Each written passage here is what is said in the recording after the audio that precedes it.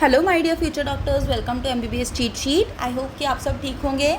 आज हम लोग डिस्कस करने वाले हैं कि नीट 2026 वाले बच्चों के लिए हमारे पास क्या आपने ध्यान रखना है ड्यूरिंग योर बायोलॉजी रिवीजन। आपने एक चैप्टर को कैसे शुरू से पढ़ना है, कैसे उसका सारा कुछ आपने प्रिपेयर करना है ताकि आपको जो नोट्स हैं वो आपके दिमाग में ऐसे छप जाएँ कि आप कोई भी क्वेश्चन गलत ना करें और 360 आप लोग स्कोर कर पाएँ। ठीक है, तो ये वीडियो स्पेशली नीट 2026 के एस्पिरेंट्स के लिए, मेरे फ्यूचर डॉक्टर्स के लिए। तो पहले मैं बताना चाहती हूँ कि मैं जीजीएस फरीदकोट में 3rd ईयर मेडिकल कॉलेज की हमारे पास स्टूडेंट हूँ, एमबीबीएस कर रही हूँ।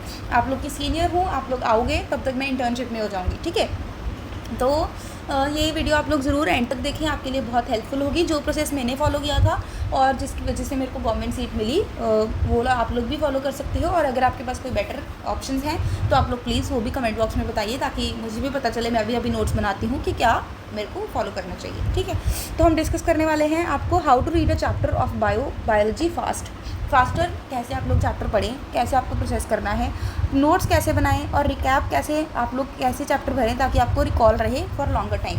अप टू नीट के पेपर तक तो आपको रिकॉल करना ही पड़ेगा ना, उसके बाद आप लोग भूल जाओ तो अलग बात है। जैसे मेरे को भी अभी बायोलॉजी का सब कुछ याद नहीं है, बट चलो आपको नीट के पेपर तक तो याद रखना ही पड़ेगा। कैसे वो करें वो हम लोग देखेंगे। तो please watch this video till and ताकि आपके लिए ये हेल्पफुल हो। फर्स्ट ऑफ ऑल क्या ध्यान रखना है, एनसीईआरटी से पढ़ो, मॉड्यूल से मत पढ़ो। अगर आप किसी भी कोचिंग ले रहे हो इंस्टीट्यूशन की, मैं ऐसे नहीं कह रही हूँ कि मॉड्यूल्स अच्छे नहीं होते, मॉड्यूल्स में एक्स्ट्रा दिया होता है, बट ये आप लोग को पता होना चाहिए फिजिक्स और केमिस्ट्री बाहर से आ जाती है क्वेश्चंस, क्योंकि उसके न्यूमेरिकल्स होते हैं। वो लोग obviously not to from the NCERT सारे नहीं डालेंगे, बट बायोलॉजी के क्वेश्चंस 100 में से 99 क्वेश्चंस आपके 90 क्वेश्चन होते हैं, 90 में से 89 क्वेश्चन आपके जो एनसीईआरटी से मिल जाएंगे आपको।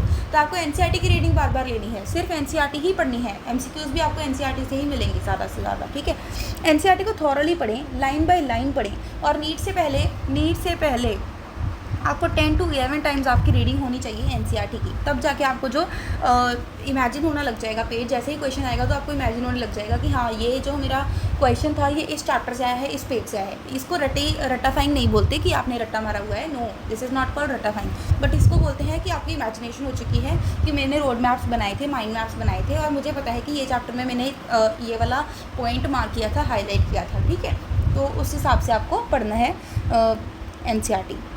स्टेप बाय स्टेप अप्रोच क्या है, सबसे पहले जैसे ही आपने चैप्टर खोला एनसीईआरटी का, उसकी जो इंट्रो दी होती है ना आगे, उसको आप बस एक 1 टाइम पढ़ो, क्योंकि इंट्रो में कुछ भी खास नहीं होता है, मोस्टली क्या नहीं होता है। आप बस 1 टाइम पढ़ो और उसको स्किप कर दिया करो, क्योंकि उसमें कुछ भी इंपॉर्टेंट नहीं है, सारा चैप्टर उसी के इर्द गिर्द हमारे पास घूमता है आगे जाके।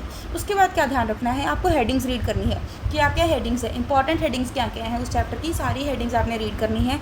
उनकी आपने जो अगर उस हेडिंग में हमारे पास कोई सब हेडिंग दी हुई है तो वो भी रीड करनी है, और उसकी जो फोटोज़ देखनी है साथ में क्या क्या दी हुई है, ये बस आपको अभी एक बार देखना है चैप्टर। ठीक है, उसके बाद जैसे जैसे आप अपना चैप्टर पढ़ने शुरू करोगे आपको नोट्स बनाने हैं। अगर आप नोट्स बनाते हो, अगर आपकी आपको प्रोसेस ऐसे है कि आप ऐसे करते हो कि साथ साथ चैप्टर पढ़ते हो साथ साथ नोट्स बनाते हो, जैसे कि मैं करती हूँ, तो आपको नोट्स बनाने हैं कॉपी में। अगर आपको नोट्स पसंद नहीं है, आप सिर्फ रीडिंग करते हो बुक से, तो आप लोग स्टिकी नोट्स भी बना सकते हो और फ्लो चार्ट्स बना सकते हो साइड पर बुक्स पर जो जगह होती है। ठीक है, इससे क्या होगा, स्टिकी नोट्स और माइंड मैप्स और फ्लो चार्ट से क्या होगा कि आपको जब आप दोबारा से रीडिंग करोगे उस चैप्टर की, तो आपको फ्लो चार्ट से पहले आप फ्लो चार्ट देखोगे अपना, उससे आपको एक पता लग जाए कि हाँ कि ये वाले पैराग्राफ में ये लिखा हुआ है, मेरे को ये पॉइंट्स याद रखने हैं। ठीक है, तो वो आप बना सकते हो, उससे आपकी हेल्प होगी। तो आपको पहले ही पता होगा कि इस चैप्टर में ये मैंशन है, ये इंपॉर्टेंट है और मेरे को ये याद रखना है। ठीक है, अब जब भी आप एमसीक्यू करो, सबसे पहले आपने देखना है कि हमारे पास एनसीईआरटी के जो पेजेस हैं, जो पैराग्राफ्स हैं, वो नहीं आपको याद आएंगे। आप जब भी एमसीक्यू करोगे आपको हमेशा याद आएंगे अपने फ्लो चार्ट्स बनाए हुए, अपने स्टिकी नोट्स पे पॉइंट्स लिखे हुए, अपने पॉइंट्स हाईलाइट किए हुए।